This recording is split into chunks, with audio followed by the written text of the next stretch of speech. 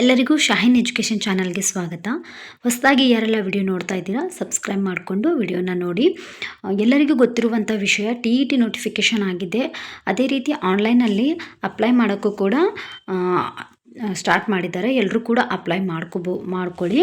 ಅದೇ ರೀತಿ next TET ಆದ ತಕ್ಷಣ 2-3 ತಿಂಗಳಲ್ಲಿ ಏನಂದರೆ CET GPSTR ಕೂಡ ನೋಟಿಫಿಕೇಷನ್ ಆಗುತ್ತೆ. ಆದ ಕಾರಣ ಇನ್ನೂ ಯಾರ್ದೆಲ್ಲ TET ಆಗಿಲ್ಲ ಅವರು ಈ ಸಲ ಲಾಸ್ಟ್ ಅಂತ ಚಾನ್ಸ್ ಅಂತ ತಿಳ್ಕೊಂಡೇ ಹೋದ್ರಿ. ಯಾಕಂದರೆ ಮತ್ತೆ CET ಆತಂದ್ರೆ ಮತ್ತೆ ಎಷ್ಟು ವರ್ಷಗಳ ನಂತರ ಆಗುತ್ತೋ ಗೊತ್ತಿಲ್ಲ. ಅದಕ್ಕೆ TET ಮೇಲೆ ಬಹಳ ಏನು ಮಾಡ್ರಪ್ಪ ಅಂದರೆ ನೀವು ಫೋಕಸನ್ನು ಮಾಡಿರಿ. ಈ ವಿಡಿಯೋದಲ್ಲಿ ನಾನು TET ಯಾವ ರೀತಿ ಓದಬೇಕು ಒಂದು ಸ್ವಲ್ಪ ಸ್ಟಡಿ ಟಿಪ್ಸನ್ನು ಹೇಳೋಕ್ಕೆ ಇಷ್ಟಪಡ್ತೀನಿ. ನಿಮಗೆ ಯೂಸ್ ಆದರೆ ವಿಡಿಯೋನ ಕೊನೆ ತನಕ ನೋಡಿರಿ. ಅದೇ ರೀತಿ ಲೈಕ್ ಮತ್ತು ಶೇರ್ ಮತ್ತು ಸಬ್ಸ್ಕ್ರೈಬ್ ಮಾಡೋದನ್ನು ಮರಿಬೇಡ್ರಿ. ಬನ್ನಿ, TET ಮೊದಲ ಪ್ರಯತ್ನದಲ್ಲೇ ಪಾಸ್ ಆಗೋಕ್ಕೆ ಸರಿಯಾದ ಯೋಜನೆ ಮತ್ತು ಶ್ರಮ ಮತ್ತು ನಿರಂತರ ಅಭ್ಯಾಸ ನಮಗೆ ಬಹಳ ಮುಖ್ಯವಾದ ಘಟ್ಟ ಆಗ್ತದೆ. ನೋಡಿರಿ, ಕೆಳಗೆ ಒಂದು ಸ್ವಲ್ಪ ಟಿಪ್ಸನ್ನು ಕೊಡಲಾಗಿದೆ ನಿಮಗೆ. ಫಸ್ಟ್ ಏನು ಮಾಡ್ಕೋಬೇಕು, ನೀವು ಪರೀಕ್ಷೆಯ ರಚನೆ ಅಂದರೆ ಪ್ಯಾಟರ್ನ್ ಯಾವ ರೀತಿ ಅದ TETದು ಅನ್ನೋದನ್ನು ನೀವು 1ನೇ ಪೇಪರ್ ಬರೆಯೋರು 2ನೇ ಪೇಪರ್ ಯಾವ ಪೇಪರ್ ನೀವು ಬರೀತಿರ್ತೀರಲ್ಲ ಅದ್ರ ಬಗ್ಗೆ ನೀವು ಅದ್ರ ಮೇಲೆ ಬಹಳಷ್ಟು ಫೋಕಸನ್ನು ಮಾಡಬೇಕು. ನೋಡಿರಿ, TET ಮೊದಲು TET ಪರೀಕ್ಷೆ ಹೇಗಿರುತ್ತೆ ಅಂಥೇಳಿ ನೀವು ಸ್ಪಷ್ಟವಾಗಿ ತಿಳ್ಕೊಬೇಕು. ಎಷ್ಟು ಮಾರ್ಕ್ಸಿಂದ ಇರುತ್ತೆ, ಯಾವ ರೀತಿ ಸಿಲೆಬಸ್ ಇರುತ್ತೆ, ಯಾವ ಪೇಪರ್ ಯಾವ ರೀತಿ ಸಿಲೆಬಸ್ ಇರುತ್ತೆ, ಎಷ್ಟು ಗಂಟೆಗಳ ಕಾಲ ಅವಕಾಶ ಇರುತ್ತೆ, ಯಾವ ಸಬ್ಜೆಕ್ಟನ್ನು ಕೂಡ್ಕೊಂಡು TET ಪರೀಕ್ಷೆನ ನಡೆಸ್ತಾರೆ ಅಂಥೇಳಿ ನಿಮ್ಗೆ ಗೊತ್ತಿರಬೇಕು. ನೋಡಿರಿ, ಪೇಪರ್ 1 ಪೇಪರ್ 2 ಅಂಥೇಳಿ ಬರುತ್ತೆ. 1ರಿಂದ 5ನೇ ತರಗತಿ ಪೇಪರ್ 1, ಪೇಪರ್ 2 6ರಿಂದ 8ನೇ ತರಗತಿ ಅಂಥೇಳಿ. 1ರಿಂದ 5ನೇ ತರಗತಿಯ TET ಪಾಸ್ ಮಾಡಿದ್ರೆ ನೀವು PSTR ಬರಿಬೋದು. 6ರಿಂದ 8ನೇ ತರಗತಿಯ ಪೇಪರ್ ಅಂದರೆ ಪೇಪರ್ 2 ಎಲಿಜಿಬಲ್ ಆದರೆ GPSTR ಬರಿಬೋದು. ನೋಡಿರಿ, ಪ್ರತಿ ಪೇಪರ್ ಅಂದರೆ 2 ಪೇಪರ್ಗೆ ಏನಪ್ಪ ಅಂದರೆ 150 ಅಂಕಗಳಿಗೆ ಪ್ರಶ್ನೆ ಪತ್ರಿಕೆ ಇರ್ತದೆ. ಒಂದು ಪ್ರಶ್ನೆಗೆ 1 ಅಂಕ ಇರ್ತದೆ. ಅದೇ ರೀತಿ ಏನಪ್ಪ ಅಂದರೆ ನೆಗೆಟಿವ್ ಮಾರ್ಕಿಂಗ್ ಇರೋಂಗಿಲ್ಲ ಇಲ್ಲಿ.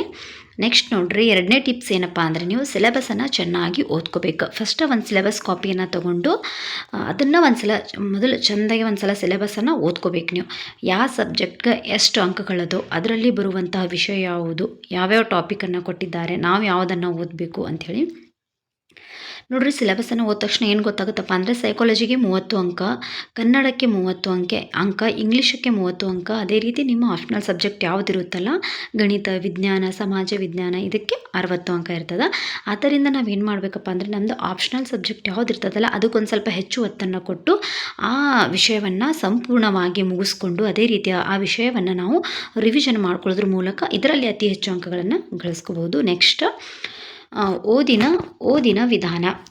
ನೆಕ್ಸ್ಟ್ ನೋಡಿರಿ, ಯಾವ ರೀತಿ ಓದಬೇಕು, ಎಷ್ಟು ಗಂಟೆಗಳ ಕಾಲ ಓದಬೇಕು. ಪ್ರತಿದಿನ ನಾವೇನು ಮಾಡಬೇಕು, ಕಡಿಮೆ ಅಂದ್ರೂ ಒಂದು 3ರಿಂದ 4 ಗಂಟೆಗಳ ಕಾಲವನ್ನು ಓದೋಕ್ಕೆ ಟ್ರೈ ಮಾಡಬೇಕು. ನೀವೇನಾದರೂ ಪಾರ್ಟ್ ಟೈಮ್ ಜಾಬ್ ಮಾಡ್ಕೊಂಡು ಓದ್ತೀವಪ್ಪ ಅಂದ್ರೆ 3-4 ಗಂಟೆಗಳ ಕಾಲ. ಇಲ್ಲರಿ ನಾವು ಪೂರಾ ಸ್ಟಡಿಗೆ ಟೈಮ್ ಕೊಡ್ತೀವಿ, ನಾವು ಪೂರಾ ಓದ್ತೀವಪ್ಪ ಅಂದರೆ ಒಂದು 6-8 ತಾಸು ಕೂಡ ನೀವು ಓದ್ಬೋದು. ವಿಷಯವಾರ ಟಾರ್ಗೆಟ್ ಅಂದರೆ ದಿನ ಏನು ಮಾಡಬೇಕಪ್ಪ ಅಂದರೆ ಸೈಕಾಲಜಿಗೆ, ಪೆಡಗಾಜಿಗೆ ಒಂದು ಸ್ವಲ್ಪ, ಮತ್ತು ಭಾಷೆ ಕನ್ನಡ ಇಂಗ್ಲೀಷ್ಗೆ ಒಂದು ಇಷ್ಟು ಗಂಟೆಗಳ ಕಾಲ ಅವಕಾಶ, ಸಮಾಜಕ್ಕೆ ಇಷ್ಟು ಅಂಥೇಳಿ ಅದರಲ್ಲಿ ಫಿಕ್ಸ್ ನೀವು ಟೈಮ್ ಟೇಬಲನ್ನು ಮಾಡಿ ಇಡಬೇಕು. ಅಂದರೆ ನಿಮ್ಮ ಸಿಲೆಬಸ್ ನೀವು ಎಕ್ಸಾಮ್ ಬರೋಕ್ಕಿಂತ ಮುಂಚೆ ಕವರ್ ಮಾಡಿಕೊಂಡು ರಿವಿಷನ್ ಮಾಡೋಕ್ಕೆ ಈಸಿ ಆಗ್ತದೆ. ನೋಡಿರಿ, ಇಲ್ಲಿ ಪ್ರತಿ ಅಧ್ಯಾಯದ ಸಾರಾಂಶ ಬರೆಯುವ ಅಭ್ಯಾಸವನ್ನು ಮಾಡಬೇಕು. ಹಿಂದಿನ ಪ್ರಶ್ನೆ ಪತ್ರಿಕೆಗಳನ್ನು ವಿಶ್ಲೇಷಿಸಿ, ಅಂದರೆ ಹಿಂದಿನ ಹಳೆ ಪ್ರಶ್ನೆ ಪತ್ರಿಕೆ ಎಲ್ಲ ತೊಗೊಂಡು ಏನು ಮಾಡಬೇಕು, ನೀವು ಓದ ತಕ್ಷಣ ಅದನ್ನು ಬಿಡಿಸ್ಬೇಕು. ನೆಕ್ಸ್ಟ್ ವಾರದ ಕೊನೆಯಲ್ಲಿ ಮಾಕ್ ಟೆಸ್ಟನ್ನು ಮಾಡಿಕೊಳ್ಳಿ. ನೀವು ಮಾಕ್ ಟೆಸ್ಟ್ ಅಂದರೆ ಓದಿರ್ತಿರಲ್ಲ, ಒಂದು ಹಳೆ ಪ್ರಶ್ನೆ ಪತ್ರಿಕೆಯನ್ನು ತೊಗೊಂಡು ಅದನ್ನು ಬಿಡಿಸ್ರಿ. ಅದರಲ್ಲಿ ನೀವು ಎಷ್ಟು ಅಂಕಗಳನ್ನು ತೊಗೊಂಡಿರ ಅಂತ ಹೇಳಿ ಕೌಂಟ್ ಮಾಡಿರಿ.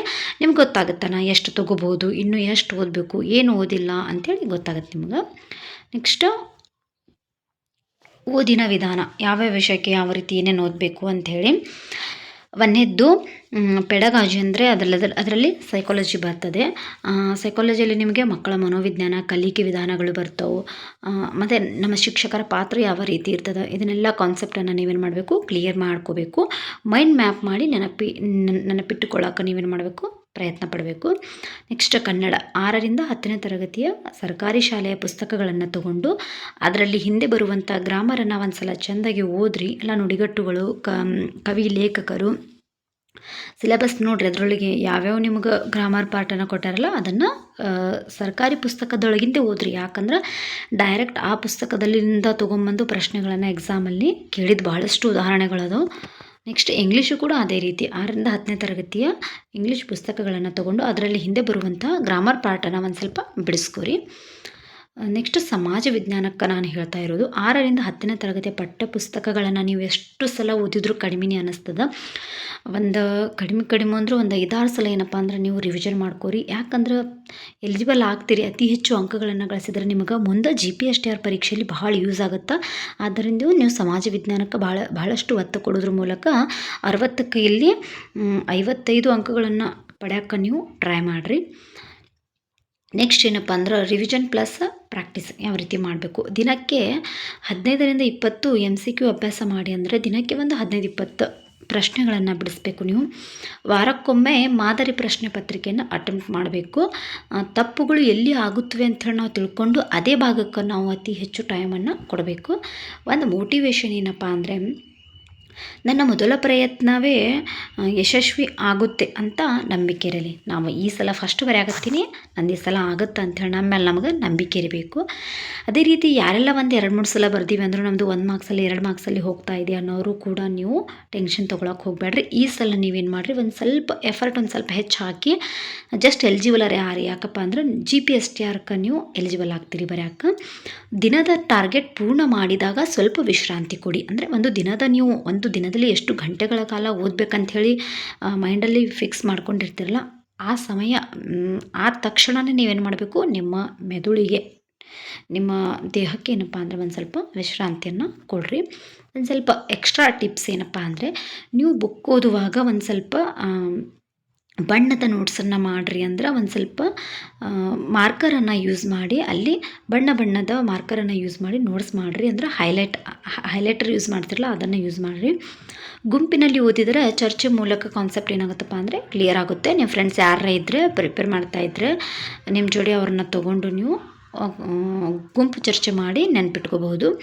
ಯೂಟ್ಯೂಬ್ನಲ್ಲಿ TET ಮಾಡೆಲ್ ಕ್ಲಾಸಸನ್ನು ನೋಡಿ ನಿಮಗೆ ಇದೇ ಯೂಟ್ಯೂಬ್ ಚಾನಲ್ ನೋಡಂತ ನಾನು ಹೇಳೋಂಗಿಲ್ಲ. ನಿಮ್ಗೆ ಯಾವುದು ಕಂಫರ್ಟಬಲ್ ಆಗುತ್ತೆ, ನಿಮ್ಗೆ ಯಾವುದು ಈಸಿ ಅನ್ನಿಸ್ತದೆ ಅಲ್ಲಿರುವಂಥ TET ಕ್ಲಾಸನ್ನು ನೋಡಿ.